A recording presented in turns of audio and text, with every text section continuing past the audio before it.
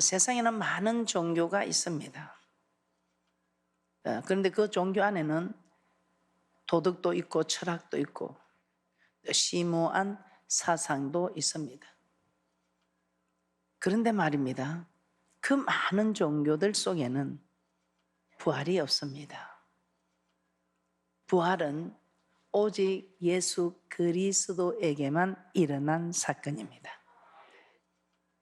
이 예수님이 죽었다가 다시 살아나셨기 때문에 우리도 부활할 수 있다는 소망을 허락하시고, 우리에게 소망이 있기 때문에 정말 우리는 이 땅에서 잠시 받는 고난을 개의치 않고 저 천국만 향하여 달려가고 있는 것입니다.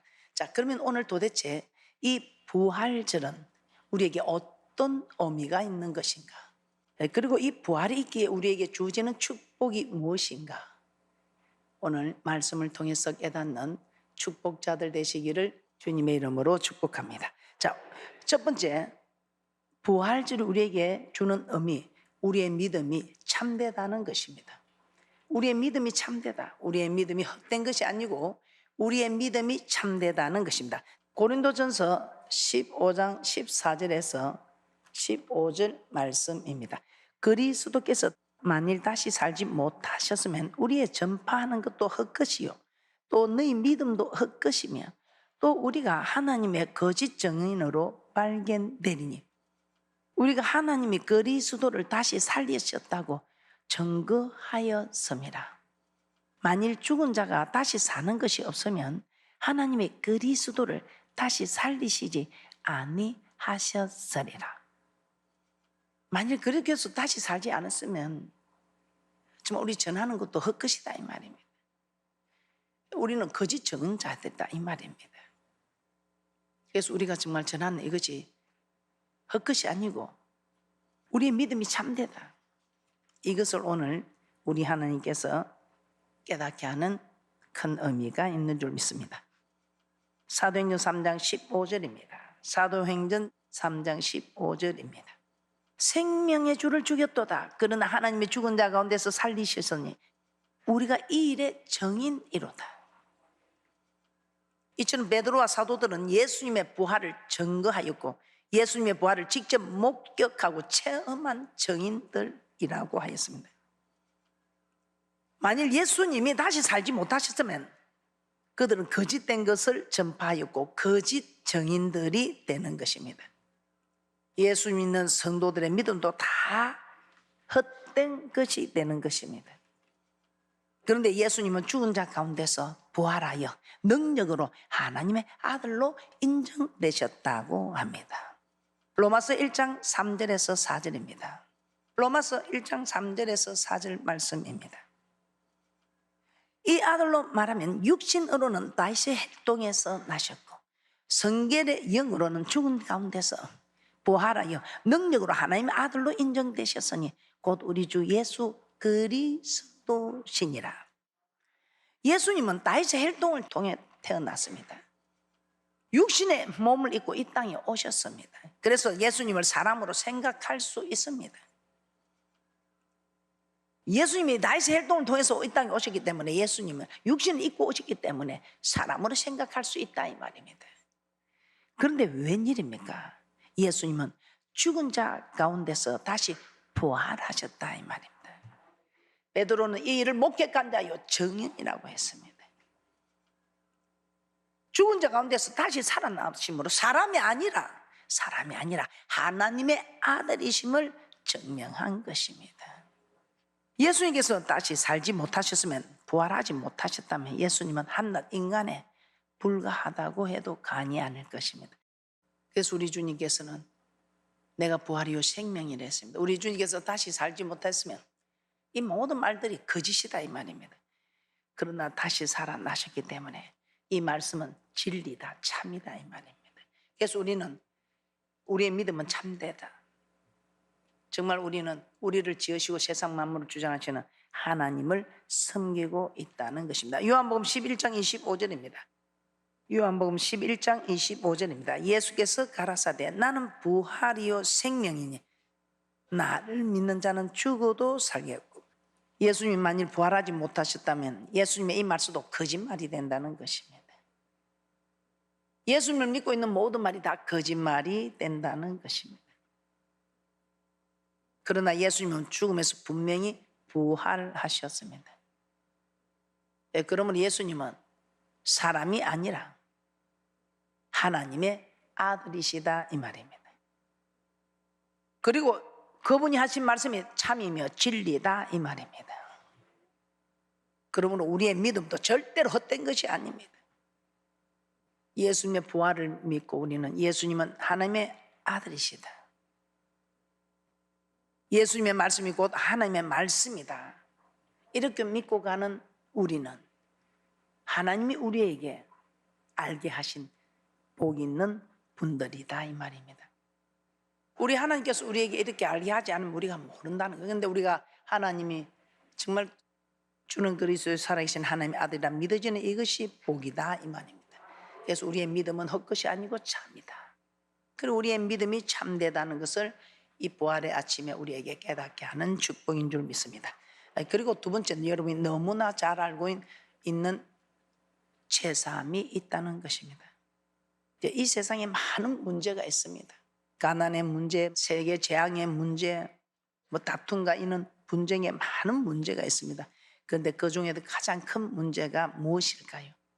바로 우리가 정말 해결해야 되는 죄의 문제라는 것입니다. 그 이유는 죄는 우리에게 사망을 가져오게 되기 때문입니다.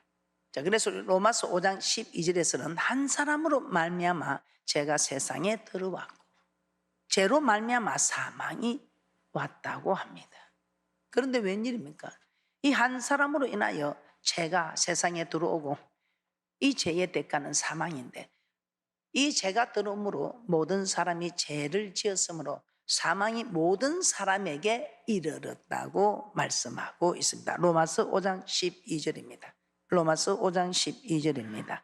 이러므로 한 사람으로 말미암아 죄가 세상에 들어오고 죄로 말미암아 사망이 왔나니 이와 같이 모든 사람이 죄를 지었으므로 사망이 모든 사람에게 이르렀느니라. 아담 한 사람의 범죄함으로 인해 죄가 이 세상에 들어오게 되었고 그 죄의 값은 사망이라고 하였습니다. 그런데 죄가 세상에 들어오게 됨으로 인해 세상 사람들은 모두 죄를 짓게 되었고 그로 인해 모든 사람들이 죄의 값으로 사망을 하게 되었다는 것입니다. 그런데 이 사망의 대가가 무엇입니까? 영원한 사망, 즉 지옥이라는 것입니다. 그러므로 우리는 정말 시급한 문제가 이 죄를 해결해야 하는 문제입니다. 죄를 해결하려고 해결책이 없습니다. 그런데 하나님은 이 죄를 해결해 주셨던 것입니다. 예수님을 이 땅에 보내주심으로 우리의 죄를 사하시기 위하여. 마태복음 1장 21절입니다. 마태복음 1장 21절입니다. 아들을 낳으리니 이름을 예수라 하라. 이는 그가 자기 백성을 저희 죄에서 구원할 자이심이라 하니라. 자기 백성을 죄에서 구원하시기 위하여 이 땅에 오셨어. 그래서 십자가를 지셔야 메시아가 될 수 있는, 우리를 구원하신 하나님이 될 수 있는 이 땅에 오신, 우리의 죄악을 담당하기 위하여, 우리를 죄에서 구원하시기 위하여 이 땅에 오신 주님께서 오늘 부활하신 것입니다. 그래서 요한복음 1장 29절에서는 이렇게 말씀하시오. 모든 사람의 죄를 지고 가는 저 어린 양을 보라. 세상 죄 지고 가는 어린 양을 보라. 요한복음 1장 29절입니다. 요한복음 1장 29절입니다. 이튿날 요한이 예수께서 자기에게 나오심을 보고 가로되 보라, 세상 죄를 지고 가는 하나님의 어린 양이로다. 예수님은 세상의 모든 사람들의 죄를 짊어지러 오신 것입니다. 그리고 사람들의 모든 죄를 자신이 대신 짊어지셨습니다. 그리고 그 죄의 형벌인 죽음을 십자가에 못 박히심으로 그 형벌을 받으셨던 것입니다. 예수님이 십자가에 박히신 것은 죄가 있어서가 아니죠. 죄가 없으신 분이 흉악한 죄인들이 당하는 그 십자가 형벌을 받으신 것은 모든 사람들의 죄를 대신 지고 가시는 죄의 형벌인 죽음을 자기가 받으셨던 것입니다. 그래서 성경은 고린도전서 15장 3절에 이렇게 말씀하고 있습니다. 고린도전서 15장 3절입니다. 내가 받은 것을 먼저 너에게 전하였노니 이는 성경대로 그리스도께서 우리 죄를 위하여 죽으시고, 예수님의 죽음은 자신의 죄 때문에 죽은 것이 아니라 우리의 죄 때문에 우리 주님께서 죽으셨다는 것입니다. 죄를 지으면 죄의 대가가 있어야죠. 이 세상 법도 죄의 대가가 있습니다. 지금 우리 주님께서 우리 죄를 해결해 주지 않으셨으면 우리도 사망으로 갈 수밖에 없는 일입니다. 그런데 우리 주님께서 우리 죄를 위하여 죽으시고 장사 지난 바 되었다가 사흘 만에 다시 살아나셨습니다. 고린도전서 15장 3절에서 4절입니다. 내가 받은 것을 먼저 너희에게 전하였노니 이는 성경대로 그리스도께서 우리 죄를 위하여 죽으시고 장사 지낸 바 되었다가 성경대로 사흘 만에 다시 살아나사, 이렇게 예수님이 우리를 위하여 죽으셨고 분명히 부활하셨습니다. 예수님은 죽음에서 부활하심으로 말미암아 우리의 모든 죄의 값을 다 지불하셨습니다. 그리고 이제는 예수님은 하나님의 아들이시요 우리의 죄를 지시고 죽으셔서 다시 살아나셔서 우리를 죄에서 구원한 분이심을 믿는 자에게는 죄사함을 선물로 주시는 것입니다. 이 죄사함은 우리가 돈으로 사는 것도 아니요 무슨 큰 공로를 해서 사는 것도 아닌 것입니다. 착한 일을 해서 받는 것도 아닌 것입니다. 오직 예수님께서 우리의 죄를 위하여 십자가에 죽으시고 다시 살아나심으로 말미암아 우리에게 선물로, 공짜로, 선물로 거저 우리에게 허락하신 일입니다. 그런데 이렇게 거저 주는 선물인데도, 공짜로 주는 선물인데도 이걸 받지 않으려는 분들이 있습니다. 어떤 분들입니까? 예수님의 죽으심과 부활을 믿지 않는 자들. 예수님 부활을, 예수님 우리의 죄를 위해 죽으시고 부활하셨다는 것을 믿지 않는 분들, 이 선물을 주는데도, 제사만 이 선물을 주는데도 받지 않는 분들, 그분들에게는 죄사함이 없는 것입니다. 그래서 그들에게는 죄의 싹신 사망이 그대로 남아 있습니다. 우리는 예수님의 부활이 있기 때문에 죄값을 다 지불해 준 주님 덕분에 죄를 해결하고, 사망 근세 이기신 주님 때문에 우리도 사망 근세 이기고, 부활의 기쁨에 참여할 수 있는, 영생 없는 기쁨에 참여할 수 있는 대축복자들이 된 것입니다. 그래서 로마서 6장 13절에서는 이렇게 말씀합니다. 이제 우리는 정말 주님이 이렇게 우리를 살렸으니 이제 우리 좀 잘 살아보자. 이제 좀 잘해보자. 로마서 6장 13절입니다. 또한 너희 지체를 뿌리의 병기로 저에게 드리지 말고 오직 너희 자신을 죽은 자 가운데서 다시 산 자같이 하나님께 드리며 너희 지체를 의의 병기로 하나님께 드리라. 이제 우리가 주님께서 우리에게 공짜로 제사함에 이 선물로 주셨다면, 이제 우리는 정말 제사함을 인해서 죄의 종이 아니라 의의 종이 됐다면, 자유함을 누렸다면, 이 자유의 몸으로 또 죄를 지어 죄의 종이 되지 말고 하나님의 말씀에 순종하여 의의 종이 되는 우리의 각 지체를 의의 병기로 사용하자 이 말입니다. 의의 병기로 사용하는 귀하고 복된 분들 되시기를 주님의 이름으로 축복합니다. 그리고 우리에게 세 번째 가장 큰 복이 있습니다. 어떤 복이 있겠습니까? 사도 바울은 이렇게 말했습니다. 그리스도 안에서 우리가 바라는 것이 다만 이생뿐이면 모든 사람 가운데 우리가 너무 불쌍한 자다. 그런데 모든 사람 가운데 우리가 불쌍한 자가 아니라 그리스도께서 죽은 자 가운데서 다시 살아 잠자는 자들의 열매가 되셨기 때문에 우리가 불쌍한 자가 아니다 이 말입니다. 고린도전서 15장 19절에서 20절입니다. 고린도전서 15장 19절에서 20절입니다. 만일 그리스도 안에서 우리의 바라는 것이 다만 이생뿐이면 모든 사람 가운데 우리가 더욱 불쌍한 자리라. 그러나 이제 그리스도께서 죽은 자 가운데서 다시 살아 잠자는 자들의 첫 열매가 되셨도다. 예수 믿으면서 우리가 얻고자 하는 것이 이 땅의 일뿐이라면 우리가 너무 불쌍한 자다 이 말입니다. 그러나 예수 그리스도께서 부활하셨기 때문에 우리가 불쌍한 자가 아니다 이 말입니다. 부활이 없다면 예수 믿는 우리도 부활하지 못할 것입니다. 그런데 부활이 없다면 정말 우리의 믿음이, 우리가 이 땅에서 받는 고난이 다 소용없는 일이다 이 말입니다. 그러나 부활이 있기 때문에 예수를 믿는다는 것이 무슨 말입니까? 예수님의 말씀에 순종하는 것이 아니겠습니까? 예수 믿는다 이 말은 예수님 말씀에 순종하는 것이다 이 말입니다. 예수님 말씀에 순종하면 반드시 고난이 따르게 되어 있습니다. 그런데 누가 대가가 없다면 누가 이 고난을 받겠습니까? 눈에 보이지 않기 때문에 이 고난을 따라가지 않는 사람들도 있습니다. 그러나 우리 하나님께서 우리의 복을 주셔서 눈에 보이지 않는데 이 영생의 복이 있다는 것이 믿어지는 이 복이 우리에게 임하였는데 어떻게 하겠습니까? 영생이 있다는 이 복이, 영생은 이 복이 있다는 이 말씀이 믿어지는데 어떻게 하겠습니까? 오늘 이 아침 우리에게 이 복을 하나님께서 우리에게 알게 하신 큰 복된 자라는 것을 깨달으시고 주님을 따르는 일에 좀 고난이 올지라도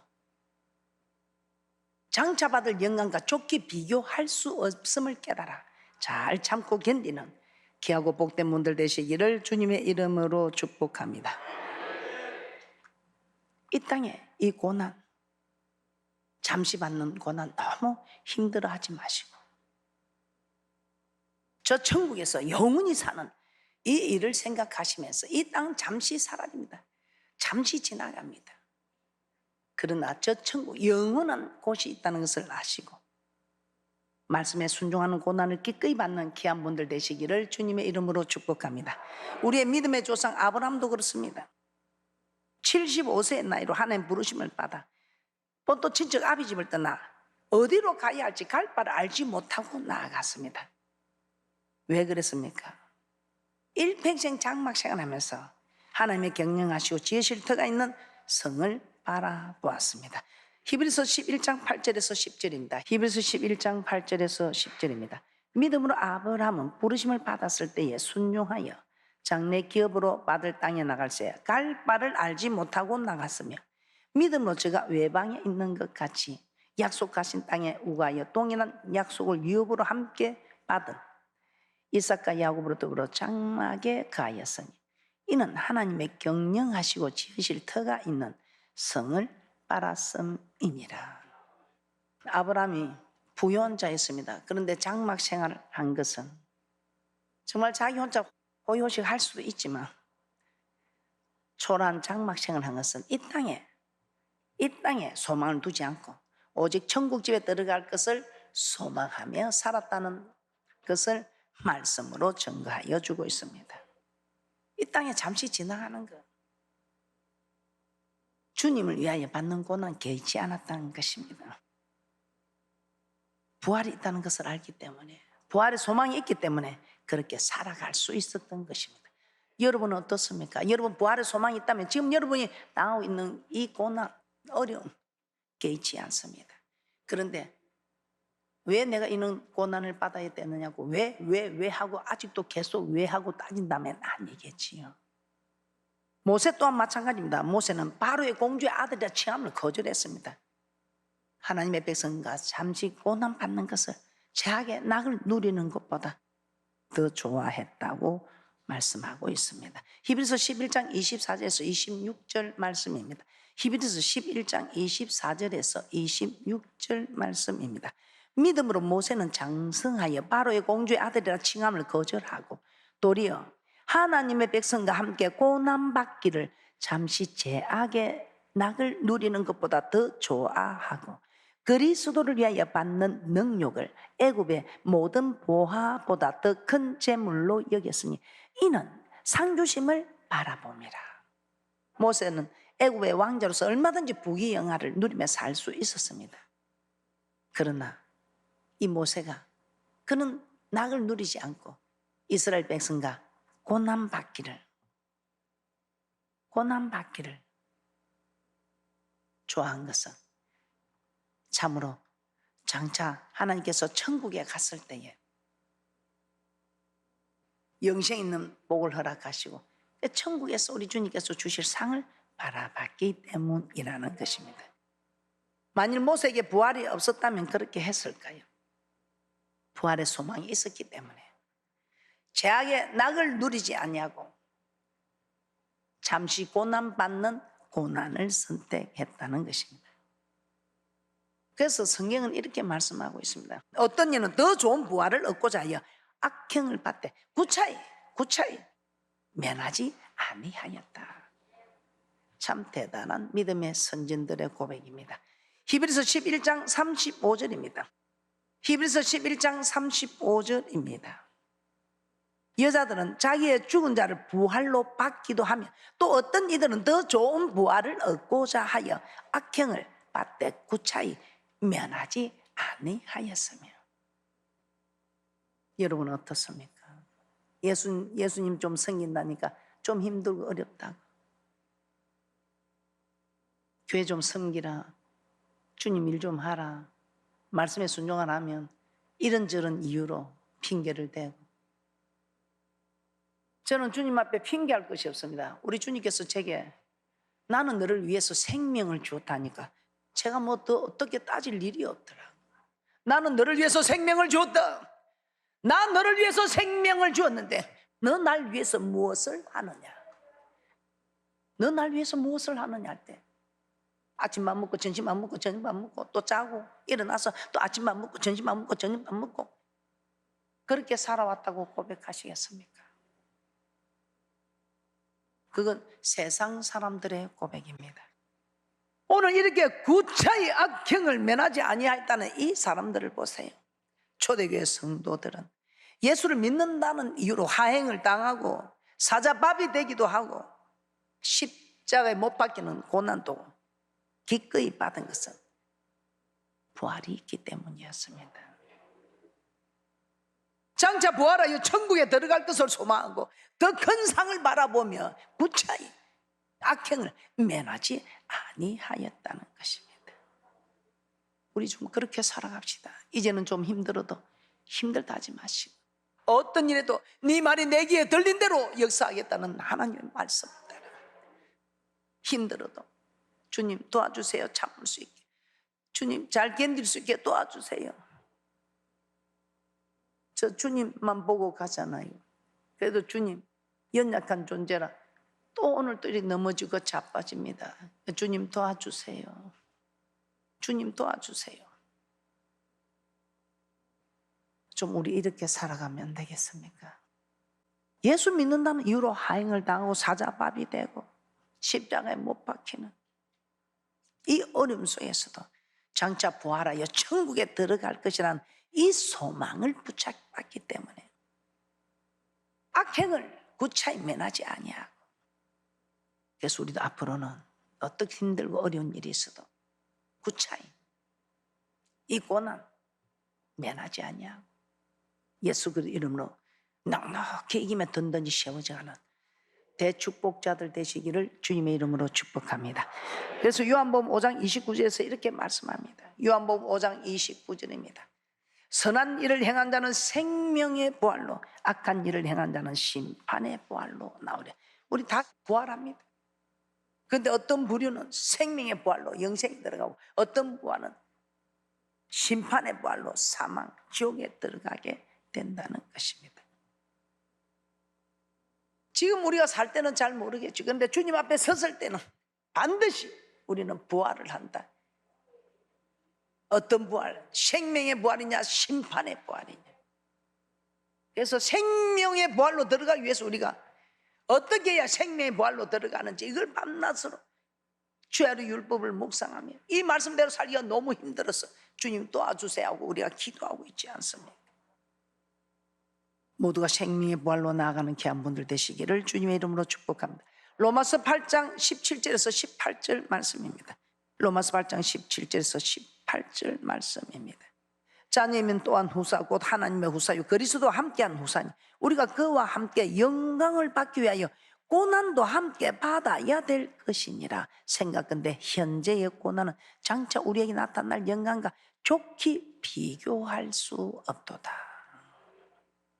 이처럼 이 땅에서 고난받는 자들이 장차 부활하여 받을 상은 이 땅에서 받은 고난과는 비교가 되지 않는 천국상 영생하는 이 놀라운 복을 다 받아 누리는 귀한 분들 되시기를 주님의 이름으로 축복합니다.